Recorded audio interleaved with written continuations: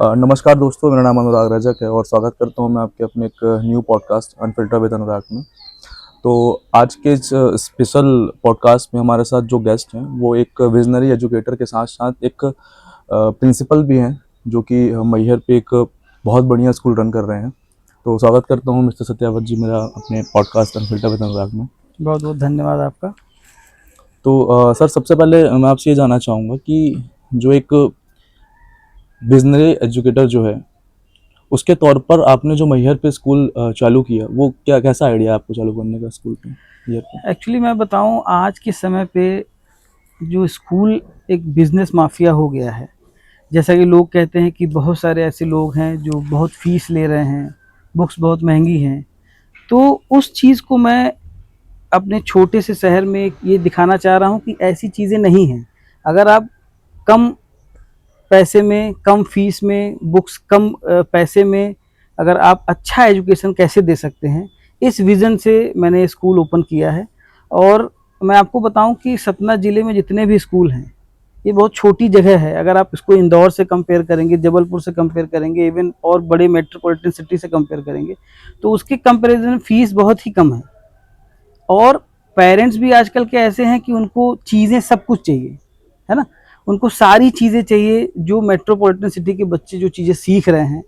तो बेसिक जो चीज़ें हो सकती हैं, वो हम कोशिश कर रहे हैं कि छोटी सी जगह में प्रोवाइड कर पाएँ बच्चों को, और ये बच्चे आगे निकल के उन बच्चों से कम्पीट कर पाएँ।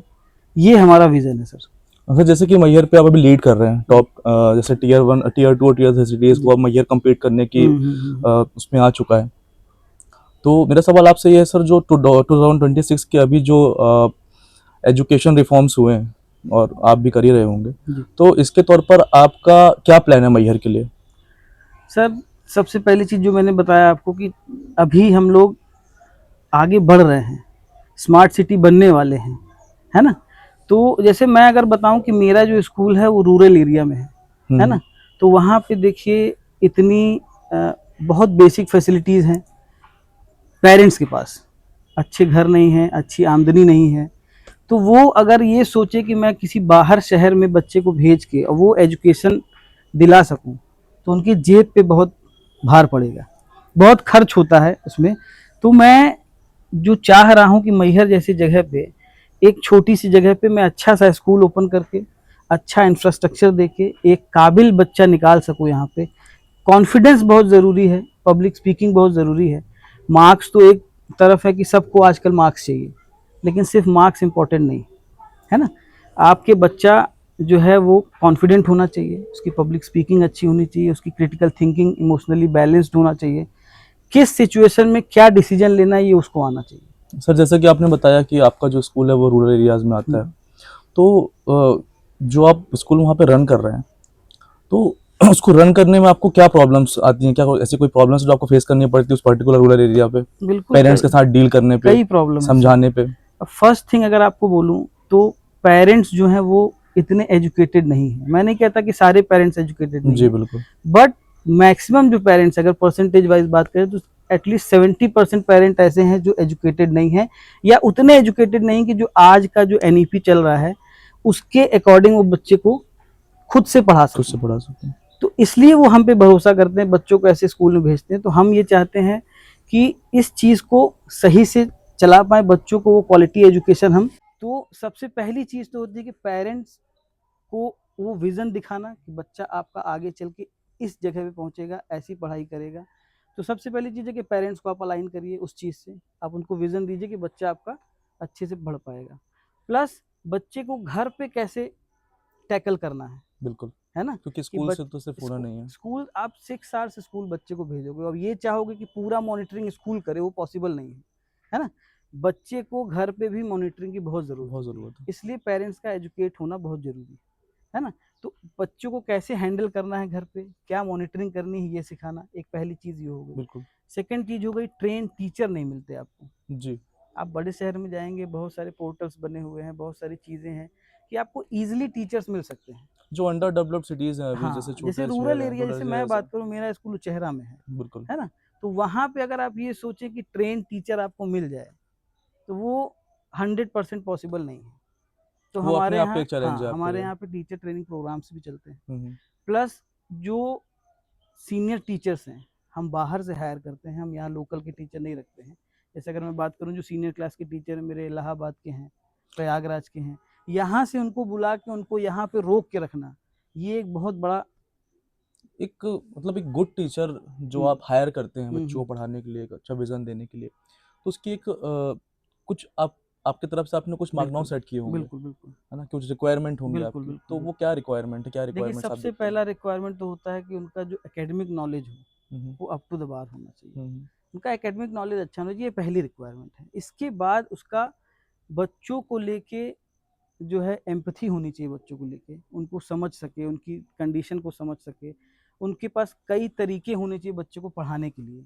सिर्फ आप एक तरीके से बच्चे को, जो आप ये कहीं ऑर्थोडॉक्स जो चल रहा है हम्म, कि हमने बच्चों को आया बुक से एक्सप्लेन कर दिया, कहानी खत्म हो गई, ऐसा नहीं होना चाहिए। उस टीचर के पास कई टेक्निक्स होनी चाहिए हर तरह के बच्चे को हैंडल करने के लिए, हर तरह का एकेडमिक चैलेंज जो बच्चे फेस कर रहे हैं, कि अगर एक बार में आपको नहीं समझ में आया तो आप किसी दूसरे तरीके से समझाइए, आप उसको प्रैक्टिकल नॉलेज समझाइए, आप उसको बाहर की चीज़ें दिखा के समझाइए, एग्जाम्पल से समझाइए।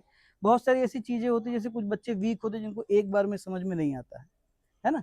तो उसके लिए भी आपके पास कुछ ना कुछ टेक्निक्स होनी चाहिए एक टीचर के पास, ये बहुत ज़रूरी है। और थर्ड चीज़ है कि आपका बच्चों से इमोशनल कनेक्ट होना कनेक्शन चाहिए। होना चाहिए। अगर आप बच्चे को नहीं समझ पा रहे हो तो उसको आप नहीं पढ़ा सकते हो। अगर आप ये सोचो, जैसे पहले के टीचर्स होते थे, उनका फोकस होता था बच्चे को कैसे भी पढ़ाना बिल्कुल। है ना? इमोशनली वो बच्चा क्या फील कर रहा है, आज उसका पढ़ने का मन है भी कि नहीं है, लेकिन नहीं, मेरा टारगेट है, मेरे को चैप्टर कंप्लीट करना, मैं कंप्लीट करके जाऊंगा। लेकिन आज का समय ऐसा हो गया है कि बच्चे को आप सिर्फ पढ़ा नहीं सकते हो, आपको उनके साथ कनेक्ट होना पड़ेगा। वो इमोशनल कनेक्ट होना बहुत ज़रूरी है टीचर के लिए। स्मार्ट लर्निंग के हाँ, थ्रू। स्मार्ट लर्निंग के थ्रू। उसके बाद आपको डिजिटल जो वर्ल्ड चल रहा है, डिजिटली इक्विप्ड जो चीज़ें हैं वो आपको हम्म, आनी चाहिए, हम्म। है ना? आप स्मार्ट बोर्ड के थ्रू पढ़ा सको, है ना? आप कंप्यूटर के थ्रू पढ़ा सको, बहुत सारी ऐसी चीज़ें हैं, वो सारी चीज़ें होनी चाहिए। जैसे कि अभी ट्रेंड बोल लीजिए आप, या फिर न्यू एजुकेशन पॉलिसी बोल लीजिए, हम्म, स्किल डेवलपमेंट का बहुत बोलबाला चल रहा है हर बिल्कुल स्कूल पे। लोग कोशिश करते हैं कि हम स्किल डेवलपमेंट में ज़्यादा ध्यान दें, बिल्कुल बिल्कुल थ्योरी और प्रैक्टिकल को ज़्यादा ध्यान, मतलब बिल्कुल। बुक से ना हट के सिर्फ हम स्किल पे ध्यान दें बच्चों के।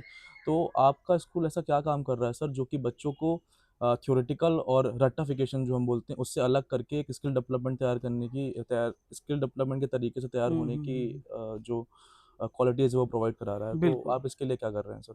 इसके लिए सर देखिए, सबसे पहली चीज़ है कि आपको सिर्फ बुक को बेस नहीं मानना है। हुँ, अगर आप ये सोचे कि बच्चा सिर्फ और सिर्फ बुक पढ़ के और सारी चीज़ें सीख जाएगा, पॉसिबल नहीं है। बिल्कुल। बुक पढ़ के आप रट के सिर्फ अच्छे मार्क्स लेके आ सकते हो, वो भी सबके लिए लागू नहीं होता है।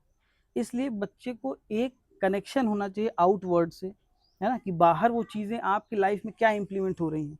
आपने थ्योरी पढ़ी, आपने फोटोसिंथेसिस पढ़ा, लेकिन क्या आपने कभी फोटोसिंथेसिस देखा है कैसे होता है? बिल्कुल। और जो आप वो चीज़ को समझ नहीं पाओगे, आप कभी देखोगे नहीं उस चीज़ को, वो कैसे समझ पाओगे कि ये चीज़ें होती भी हैं, आपको पढ़ाया तो सही पढ़ाया कि नहीं पढ़ाया है। तो उस चीज़ों को आप बाहर लेके जाइए, बच्चों को चीज़ें दिखाइए, है ना? जैसे हम लोग एक बहुत सिंपल चीज़ें करते हैं स्कूल में, जब प्रैक्टिकल होता है बायो का, हुँ, हुँ। तो उसमें एक होता है मोनोकॉट और डाइकॉट। ओके। उसको कैसे पहचानोगे कि ये पेड़ मोनोकॉट है या डाइकॉट है? डाइकॉट है। तो आप ये लीफ से पहचान सकते हो, जिसमें बाइफरकेशन होता है, उस बाइफरकेशन से आप समझ सकते हो कि ये मोनोकॉट है, डाइकॉट है। उस बच्चे को लाइफ टाइम ये चीज़ कभी नहीं भूलेगी। बिल्कुल, अगर वो आप पेपर हाँ, में उसको ना पढ़ा के रटवाने के अलावा मोनोकॉप और आपने, रफ अपना क्योंकि बता के देखिए सिर्फ क्या प्रैक्टिकली होता है, दिखाएँगे तो ज़्यादा आपने रहेगा। बुक में दिखाया 1 या 2 बिल्कुल, फ़ोटो, बिल्कुल। लेकिन आपके पास तो बहुत सारी चीज़ें हैं।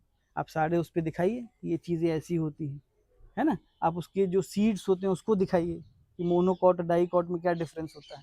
तो उस चीज़ से अगर प्रैक्टिकल करके दिखाएँगे या उनको एक्सपीरियंस करके दिखाएँगे, तो चीज़ें बहुत अच्छे से उनको समझ में आती हैं।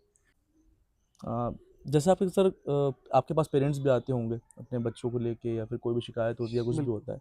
तो अगर आपके पास कोई पेरेंट्स आकर आपसे बोलते हैं कि हम जो बुक का रट्टाफिकेशन और इस नॉलेज हुँ, को छोड़ के हम क्यों अपने बच्चों को स्पेशल ई लर्निंग हुँ, या हुँ। कोडिंग प्रोग्राम्स, या फिर कुछ अलग स्मार्ट लर्निंग्स होती है उसमें क्यों डालें? तो उसमें फिर आपका क्या जवाब होता है पेरेंट्स को? अब देखिए, आप कोडिंग अगर बोला जाए, कोडिंग से आप क्या मतलब क्या समझ में आता है, कोडिंग क्या होती है? अगर हम बच्चों के तौर पे लेते हैं, छोटे बच्चों के लिए कोडिंग या फिर smart learning plan, software, computer, ये सब चीज़ें हम अगर हम उनको सिखाना चाहते हैं तो मैं उस बेस में पूछ रहा हूँ कोडिंग तो फिर। कोडिंग, मैं सिंपल क्वेश्चन पूछ रहा हूँ, कोडिंग एक जनरल, अगर किसी से बोले कि आप कोडिंग आती है तो उससे क्या समझते होंगे? आपके कोई कोड लिखता होगा कंप्यूटर पे, नहीं, कोई भी है ना? व्यक्ति तो यही सोचेगा, यही सोचेगा, लेकिन कोडिंग का जो मेन सेंस होता है वो होता है क्रिटिकल थिंकिंग।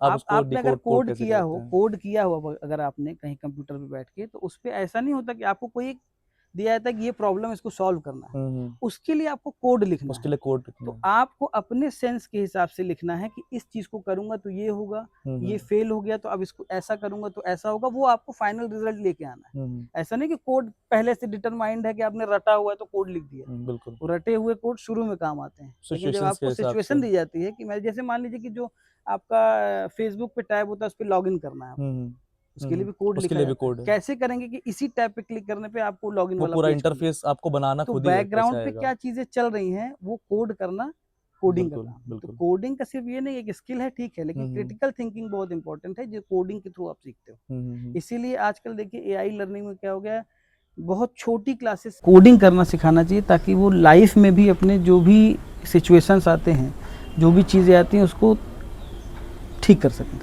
है ना, इमोशनली। तो पेरेंट्स को जो आजकल है कि इससे देखिए फीस में थोड़ा बर्डन पड़ता है।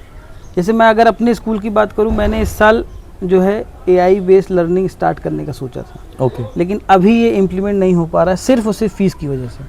पेरेंट्स उसको एग्री नहीं कर रहे हैं, हो सकता है मे बी क्योंकि अभी अपने एरिया में कहीं पे भी ये चीज़ें नहीं हैं। बिल्कुल। मैं अपना स्टार्ट करने वाला था, मेरी सारी डीलिंग हो गई कंपनी से, पूरा प्रोजेक्ट मैंने उनको दे दिया है, प्रोजेक्ट बना के सब कुछ हो गया है, सिर्फ बात फंसी है यहाँ पे कि फीस के लिए पेरेंट्स अभी एग्री नहीं कर रहे हैं। लेकिन मोस्ट प्रोबेबली मैं साल भर उसका प्रमोशन करूँगा और मोस्ट प्रोबेबली है कि नेक्स्ट ईयर मैं इसको इम्प्लीमेंट कर दूँगा, है ना। जैसे जो प्रोजेक्ट बच्चे बनाते हैं, इसमें जो भी सेंसर्स यूज़ होते हैं, पहले तो आप उसको जुगाड़ करके सेंसर बना देते हैं अगर आप प्रोजेक्ट देखेंगे, लेकिन इसमें प्रॉपर कोड करके बच्चे, जैसे रेंज सेंसिंग होता है, रेंज सेंसिंग का जो सिस्टम होता है उसमें क्या करते हैं कि एक सेंसर होता है, एक आपका माइक्रो प्रोसेसर होता है, उसके पीछे कोडिंग होती है। वो कोड करके आप अगर वो सेंसर लगा देंगे तो अगर उसके ऊपर पानी गिराएंगे तो आपका अलार्म बजता है, है ना।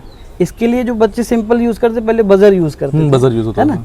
तो उसके लिए कोड करके आप वो चीज़ें कर सकते हैं। तो अगर आप कोडिंग सीख जाओगे तो आपके लिए आगे, क्योंकि देखिए आगे का जो ज़माना है वो मशीन लर्निंग, एआई लर्निंग। तो अगर आप ये चीज़ें अभी से बच्चों में इम्प्लीमेंट कर दोगे तो फ्यूचर जाके उनको कभी भी जॉब के लिए, जो आज कहते हैं ना कि हम बेरोजगार घूम रहे हैं, इतनी जॉब है सर, मैं आपको बताऊँ, लोग कहते हैं जॉब नहीं है, आप उतना स्किल तो हो जाओ। बिल्कुल। अगर आपके पास स्किल आ गई तो आपको जॉब के लिए कोई नहीं रोक सकता है। तो सेगमेंट अलग ही हो गया सर, मतलब जॉब एक तरीके से हम बोलें कि है भी और एक तरीके से नहीं भी है, क्योंकि अब हर कोई को गवर्नमेंट जॉब नहीं मिल सकती ना।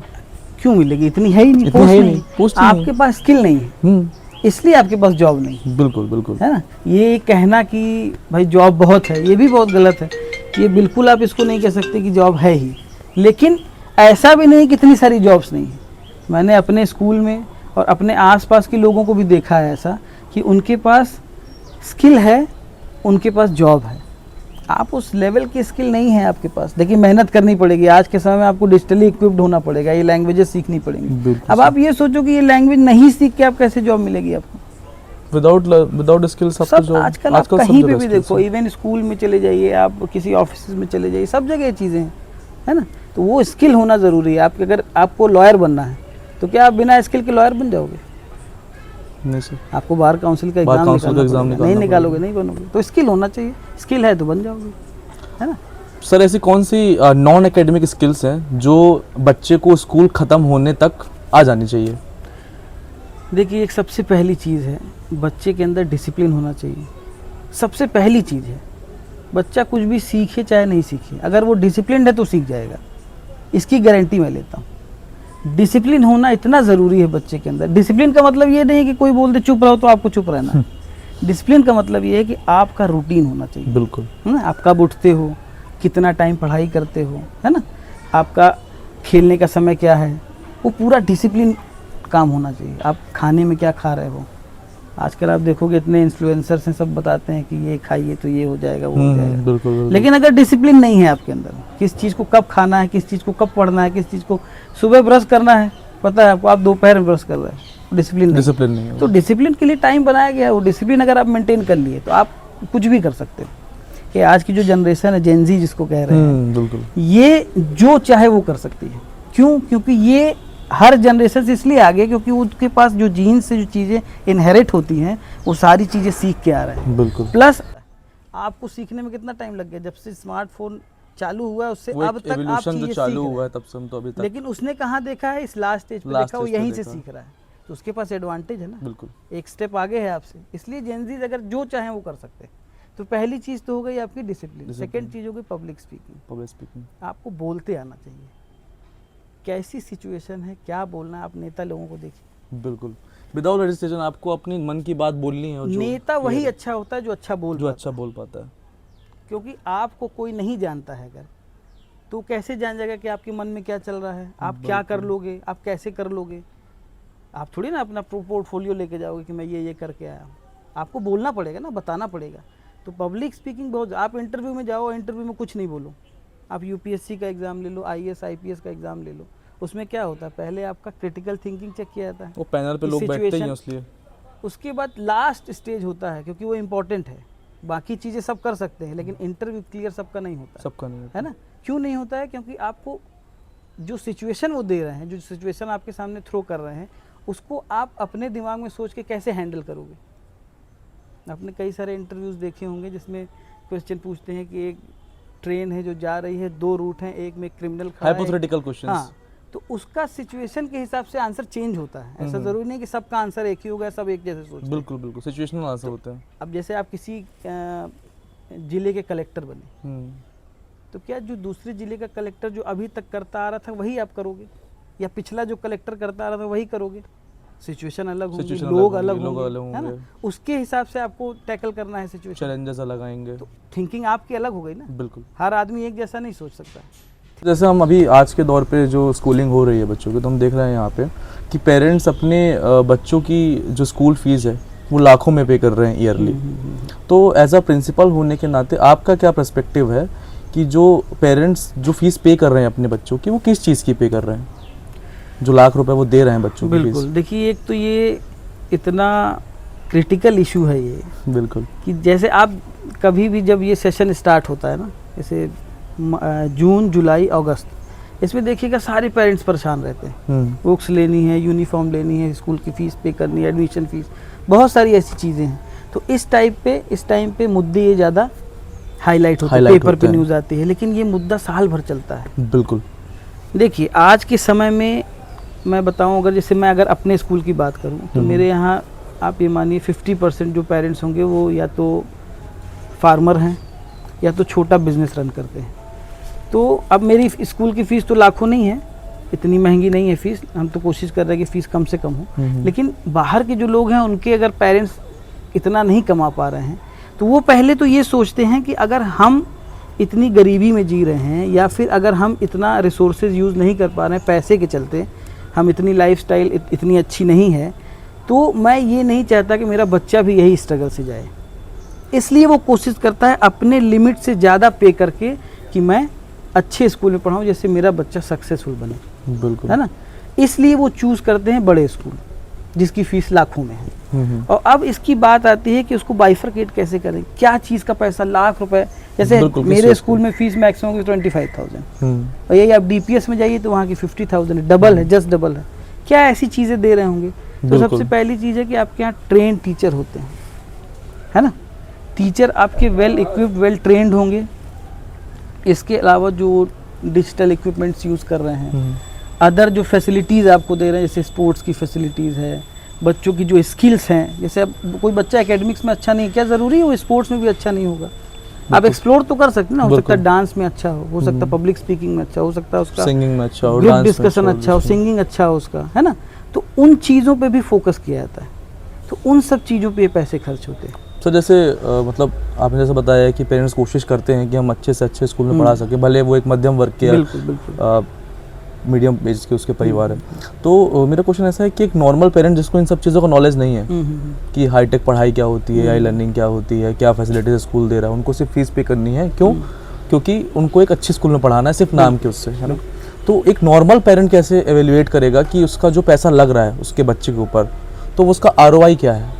अब देखिए, एक पहली चीज़ बताऊँ, ये जो ROI वर्ड है, ये यूज होता है कि आप कोई प्रोडक्ट लेके आ रहे हो, जो अपने बच्चे के वो ऊपर इन्वेस्ट आपको कर रहा है रिटर्न क्या समय। दे रहा है। हाँ, बच्चे को रिटर्न क्या बच्चा कभी मिलेगा। भी बच्चे को इन्वेस्टमेंट की तरह नहीं देखना चाहिए, है ना। बच्चा आपकी परमिशन से तो दुनिया में आया है, हम्म, अपनी परमिशन से तो आया नहीं। अब बिल्कुल। उसको आप ये समझ के अगर करोगे कि मैं इस पे इतना पैसा खर्च कर रहा हूँ, हम्म। ये आगे चल के मेरे को इतना पैसा देगा, तो ये चीज़ तो सही नहीं है। ये बिल्कुल मेरे हिसाब से तो ये चीज़ सही नहीं कि आप इन्वेस्ट इस हिसाब से कर रहे हो कि वो आगे चल के रिटर्न देगा, है ना। बच्चे को पहले, सबसे पहली चीज़, बच्चे को आप समझो पहले, है ना। बच्चे को समझना ज़रूरी है। पैसा लगा रहे हो आप अपनी मर्जी से लगा रहे हो, बच्चा नहीं बोल रहा मेरे को स्कूल में जाना। बिल्कुल, क्योंकि मैं बहुत से पेरेंट्स का भी देखता हूँ सीन कि मतलब वो बोलते हैं बच्चों को जब वो फेल होते हैं, कुछ होता है कि हाँ। तुम्हारे ऊपर इतना पैसा डाला हमने, तुमको हमने इतनी पढ़ाई कराई, तुम्हारे ऊपर हम इतना इन्वेस्ट कर रहे हैं, लेकिन तुम हमको वो दे नहीं पा रहे, आउटपुट नहीं दे पा रहे हो। तो वो एक तरीके से उसको बोलते हैं रिटर्न ऑफ इन्वेस्टमेंट तरीका हो सकता है मोटिवेट करने का, एक तरीका हो सकता है मोटिवेट करने का कि देखो मैं इतना मेहनत करता हूँ, है ना, थोड़ा तुम भी मेहनत करो, ये एक तरीका। अब उससे प्रेशराइज करके ये कमिटमेंट ले लो कि नहीं मैं पैसा खर्चा कर रहा हूँ तो तुमको पढ़ना ही पड़ेगा, ये गलत है। बच्चे को प्रेशराइज मत करिए, बच्चे को समझिए। बच्चा हो सकता है आपका एकेडमिकली अच्छा ना हो, है ना, तो अब ROI के चक्कर में अगर रहेंगे तो आप सिर्फ चाहेंगे मेरे बच्चे के मार्क्स अच्छे। तो सर, जैसे अभी जो डिजिटलाइजेशन चल रहा है, स्मार्टफोन्स और ये सब चीज़ें बच्चे बहुत ज़्यादा यूज़ करते हैं, तो इस एज में जो पेरेंट्स हैं तो वो उसको डिस्क्रिमिनेट कैसे करेंगे एज अ गुड पेरेंटिंग और बैड पेरेंटिंग में? मतलब एक पेरेंट को क्या करने से बचना चाहिए इस एज पे? देखिए, सबसे पहली चीज़ तो ये है कि अगर आप खुद मोबाइल फ़ोन यूज़ कर रहे हैं और ये चाहो कि बच्चा आपका मोबाइल फ़ोन यूज़ ना करे, ये पॉसिबल नहीं है। या तो आप मोबाइल फ़ोन यूज़ करना बंद कर दो, अगर आप चाह रहे हो कि बिल्कुल आइसोलेट कर दो, लेकिन इस डिजिटल ज़माने में आप ये बिल्कुल भी नहीं कर सकते। सबके हाथ में फ़ोन है, बिल्कुल, है ना। तो बच्चा तो क्यूरियसली आपसे पूछेगा कि ये क्या है, तो आपको फ़ोन यूज़ करते देखेगा तो आपसे मांगेगा। बिल्कुल। मेरा बच्चा मुझसे खुद आर्ग्यूमेंट करता है, जब मैं देखता हूँ फ़ोन और उसको मना करता हूँ कि बेटा ये इससे आँख खराब हो जाएगी, ये हो जाएगा, तो कहता है कि आपकी भी तो खराब हो सकती है, आप क्यों यूज़ कर रहे हो, जितनी देर आप यूज़ करोगे उतनी देर मैं यूज़ करूँगा। तो आप इसको टैकल कैसे करते हैं, तो एक उसके पेरेंट्स लिए- और एक हाँ, टीचर होने के नाते? आप उसके लिए उसको सिस्टम क्या है कि आप एक तो पहली चीज़ अपना लिमिट करिए, ठीक क्योंकि है, बच्चा देख के सीखता है। बिल्कुल, जो आपको करते देखेगा वही करेगा, आपको पढ़ते देखेगा पढ़ेगा, आपको खेलते देखेगा खेलेगा, है ना। तो आप बिल्कुल सेपरेट नहीं कर सकते हो टेक्नोलॉजी से, तो आप उसको लिमिट करिए। आप उसको बता दीजिए कि अगर मैं दूंगा आपको तो आधे घंटे के लिए दूंगा, आधे घंटे में आप क्या करते हो ये मॉनिटर भी आपको ही करना है ना। कि बच्चे को आपने फ़ोन दे दिया, फ्री हैंडेडली फ़ोन देंगे तो या तो गेम खेलेगा या तो कुछ ऐसे वीडियो देखेगा जो इनअप्रोप्रिएट है या उनके लेवल से ऊपर उनके लेवल से है ऊपर ना। क्योंकि आजकल आप देखेंगे यूट्यूब और इस पे इंस्टाग्राम पे ऐसे ऐसे वीडियो हैं जो हम आप नहीं देख सकते, बिल्कुल, है ना। और उसका एक्सेस बहुत इजीली मिलता है क्योंकि इसका एल्गोरिदम ऐसा चलता है कि अगर आप एक वीडियो पे रुक गए तो उसी तरह की वीडियो दिखाएगा। हाँ, तो फिर बच्चों वो को पसंद related कैसे आते हैं, post। गेमिंग वीडियो पसंद आते हैं, है ना, फूड वाले वीडियो पसंद आते हैं। वो आपके काम के तो है नहीं, बच्चों के काम के तो है नहीं, है ना। तो बच्चे को स्टडी वीडियो दिखाइए, तो आप उनको कुछ चैनल ऐसे बता दीजिए। जैसे मैं अपने बच्चे को एक चैनल का नाम मैं बता रहा हूँ आपको, बाइनॉक्स की दुनिया। उस पर वो साइंटिफिक चीज़ें जो हमारे बॉडी में हो रही हैं वो कैसे बहुत इजी तरीके से एक्सप्लेन करता है ना। इसके अलावा मैथ्स के कुछ हैं, इंग्लिश के कुछ ऐसे चैनल हैं जो मैंने उसको उसके टैब में उसको सब्सक्राइब करके रखा हुआ। तो जो वीडियो सजेशन आते हैं वो उसी के आते हैं, है ना। और एक बार उसने कोई गेम वीडियो उसने देख लिया, अब वो कोशिश करता है कि पहले मुझे फोर्स करेगा कि पापा मुझे ये गेमिंग वीडियो देखने हैं। तो अब आप उसको कैसे हैंडल करोगे? तो आप उसको डायरेक्टली डांट के मार के मना भी नहीं कर सकते, क्योंकि ये पेरेंटिंग में नहीं आता है। उसको आपको बहुत पोलाइटली समझाना पड़ेगा, उसको पहले समझना पड़ेगा कि ये क्या चीज़ें देखना चाहता है, फिर धीरे धीरे उसको लिमिट करना पड़ेगा कि आप इसको देखो, इसमें बहुत अच्छी चीज़ें हैं, आप ये देखो, यहाँ पे ये हो रहा है, वो हो रहा है, वो आपको उसको समझाना पड़ेगा, है ना। बिल्कुल, जो जैसे पेरेंट्स देख रहे हैं उनके लिए पेरेंटिंग जो होती है, मैं आपको बताऊं, बहुत सारे ऐसे लोग हैं, बहुत सारी आजकल तो बहुत रिसर्च हो गया है पेरेंटिंग के ऊपर, है ना। पहले ये था कि मार पीट के बच्चे को आपको ये देना है, नहीं देना है, मारा ये करना पड़ेगा। पहले के बच्चे मार पीट करके और कुछ करके वो किनारे हो जाते थे, वो आर्गुमेंट नहीं करते थे। आज के बच्चे आर्गुमेंट करते हैं, है ना। तो मारना पीटना तो कतई सही नहीं है। बिल्कुल, आप उससे इमोशनली कनेक्ट करिए और दिन भर उनके पीछे मत पड़े, ये करना है, वो करना है, ऐसे करना है, वैसे करना है। इतना कंट्रोलिंग भी नहीं होना। कुछ पेरेंट्स होते हैं जो एकदम स्टक होकर पीछे पड़ जाते हैं, हेलीकॉप्टर पेरेंटिंग कहते हैं जो। तो इतना ज़्यादा अगर करोगे ना तो बच्चा अपने दिमाग से काम करना बंद कर देगा। वो फिर इंस्ट्रक्शन का वेट करेगा कि अब मैं करूं या नहीं करूं, कंफ्यूज रहेगा, स्टक रहेगा वो चीज़ों फ्री पे। माइंडेडली वो खेल भी नहीं पाएगा, कुछ कर भी नहीं पाएगा। उसका पूरा फोकस ये रहेगा अगर मैं ये करूंगा मेरे को डांट ना पड़ जाए, तो वो इंस्ट्रक्शन का वेट करेगा। और बच्चा जिस दिन इंस्ट्रक्शन का वेट करने लगा, उसका जो माइंड डेवलपमेंट वो बंद हो जाएगा, है ना। जैसे आप एक रोबोट को देख लो, बिल्कुल, रोबोट तब तक काम नहीं करेगा जब तक आप इंस्ट्रक्शन नहीं दोगे। वो प्रोग्राम्ड उस तरीके से किया प्रोग्राम गया है, है। तो आप अपने बच्चे को रोबोट क्यों बनाना चाहते हैं, है ना। बिल्कुल, तो पेरेंटिंग यही अच्छी है कि इमोशनली उसको समझिए। बच्चे को डांटना भी, इवन उनके आगे चल के वो बच्चे डिप्रेशन में चले जाते हैं, एनजाइटी वगैरह होने लगती है आज के। तो सर बहुत ही अमेजिंग और डीप इंसाइट दिया आपने एजुकेशन से रिलेटेड जो भी रिफॉर्म्स हैं उनको लेकर के। तो शो को रैप अप करने से पहले कुछ रैपिड फायर हैं क्वेश्चंस मेरे पास, तो वो मैं आपसे पूछना चाहूँगा। तो सर जो रैपिड फायर क्वेश्चन हमारे पास वो ये है कि आज का जो चल रहा है एरा, इस पर स्टूडेंट्स के लिए आपकी क्या राय है, मतलब आप क्या लेना चाहते हैं, एक आपका? देखिए, स्टूडेंट्स के लिए मैं ये चाहता हूँ कि एक पहली चीज़ तो पब्लिक स्पीकिंग बहुत ज़रूरी है और डिसिप्लिन बहुत ज़रूरी है, कि आप अगर अपने आप को सही से एक्सप्रेस कर पा रहे हैं, ये सब बच्चे को सीखना चाहिए, क्योंकि इसके बाद आप सब कुछ सीख सकते हो, है ना। ज़रूरी नहीं कि आप एकेडमिक्स में बहुत अच्छे हो, लेकिन पब्लिक स्पीकिंग अच्छी है तो आप अच्छे इन्फ्लुएंसर बन सकते हो। आप इंस्टाग्राम उठा के देख लीजिए, इसमें जो लोग बहुत पढ़े हुए हैं बिल्कुल, वो इतना पैसा नहीं कमा रहे हैं जितना ये लोग कमा रहे हैं। तो पब्लिक स्पीकिंग अगर आपसे बनती तो आप किसी भी फील्ड में जा सकते हो। और दूसरी चीज़, आपको डिजिटली इक्विप्ड होना चाहिए। डिजिटल जो एरा चल रहा है उस पर आप इक्विप्ड हो, उस पर कमांड हो आपका, बिल्कुल। है ना। ये चीज़ें होनी चाहिए। और एक एडवाइस जो हर पेरेंट्स को पता होनी चाहिए। पेरेंट्स को जो आपने बोला था कि ROI के पीछे ना भागें, बच्चों से इमोशनली कनेक्ट हो, बच्चों के इमोशन को समझें, बच्चा क्या चाहता है उसको पहले समझें, उसके बाद वो जो चाहता है उसको फॉलो करने दें। अपना जो आप सोचते हो, मैं चाहता हूँ कि मेरा लड़का इंजीनियर बने, क्यों आप सोच रहे हो कि लड़का इंजीनियर बने? बिल्कुल, आप सोचते हो, ठीक है, आपकी ये माइंड थॉट है, वो अच्छी बात है, लेकिन क्या बच्चा आपका बनना चाहता है? उससे वो पूछना बहुत ज़रूरी है कि आप बनना चाहते हो, नहीं, कि आप क्या करना चाहते हो लाइफ में। उसको ऑप्शन मिलना चाहिए, उस पर एक ऑप्शन नहीं होना चाहिए कि आपको यही करना है। ऑप्शन कई सारे होने चाहिए, उसको एक्सप्लोर करने के लिए उसको टाइम भी देना चाहिए। कि आपने बोल दिया, अब अच्छा चलिए बच्चे ने बोल दिया इंजीनियरिंग नहीं करना, मेरे को क्रिकेट खेलना है, वो क्रिकेट में नहीं सक्सेस हुआ तो क्या करेंगे? आप ब्लेम करोगे उसको। बिल्कुल। मैं तो बोल रहा था आप इंजीनियरिंग करो, तो ये भी नहीं करना है। सब थोड़ी सक्सेस है, मतलब बच्चा जो चाह रहा है, वो जो करना चाहता है उसको वो करने देना चाहिए, बस एक प्रॉपर गाइडेंस के साथ। प्रॉपर गाइडेंस देना चाहिए, मॉनिटरिंग करनी चाहिए। आज की एज में सबसे बड़ा डिस्ट्रैक्शन क्या है बच्चों के लिए? सबसे बड़ा डिस्ट्रैक्शन सर मोबाइल फ़ोन वो एक बूंद भी है तो कर्स भी है ना। अगर ये फ़ायदा भी देगा तो नुकसान भी देगा। तो लोगों को पता है कि हमारे लिए सही नहीं है, बिल्कुल, लेकिन फिर भी वो चला रहे हैं। सबको पता है, लेकिन लिमिटेड यूज़ करना, उसको अपने फ़ायदे के लिए यूज़ करना। आप अगर दिन भर फ़ोन चला रहे हो, आप अगर स्टूडेंट हो और फ़ोन में गेम खेल रहे हो, तो वो आपके लिए डिस्ट्रैक्शन है। ये तो छोटे बच्चों के लिए हो गया, ये छोटे बच्चों को हम समझाते हैं लेकिन वो मानते नहीं, करते हैं। नहीं, मैं इन बच्चों की बात, जो यूथ की बात करूँ, यूथ भी तो खेलते हैं, गेम खेलते हैं। फ्री टाइम में क्या करते हैं? आप कोई सीरीज देखोगे, वेब सीरीज देखोगे आप, या गेम्स खेलोगे। अगर आप उसी टाइम को यूज़ करो, आजकल इतने सारे सर्टिफिकेशन कोर्स ऑनलाइन बिल्कुल चल रहे हैं, आप वीडियो देख के उसका सर्टिफिकेशन कोर्स कर लो, वो आपके स्किल में ऐड ऑन करेगा, आप जॉब लेने के लिए। ये रहा कुछ खास इंटरव्यू में तो सत्यावत जी के साथ हमारा, जिन्होंने अपनी एक एक्सपेंसिव नॉलेज हमें प्रोवाइड की है एजुकेशन से रिलेटेड। आशा करता हूँ जो भी पेरेंट्स इसे देख रहे हैं वो उनके काम आएगी, और आपके जो भी क्वेश्चंस होंगे वो आप इन ड्रॉप कर सकते हैं, ड्रॉप कर सकते हैं कमेंट सेक्शन पे, और सर भी उस चीज़ का सही तरीके से बिल्कुल उसका जवाब देंगे, हो सकेगा तो कमेंट पे। और गाइडेंस अगर चाहिए, जो कह रहे थे कि फ्यूचर में क्या करना है कैसे, तो वो गाइडेंस भी मैं दे सकता हूँ।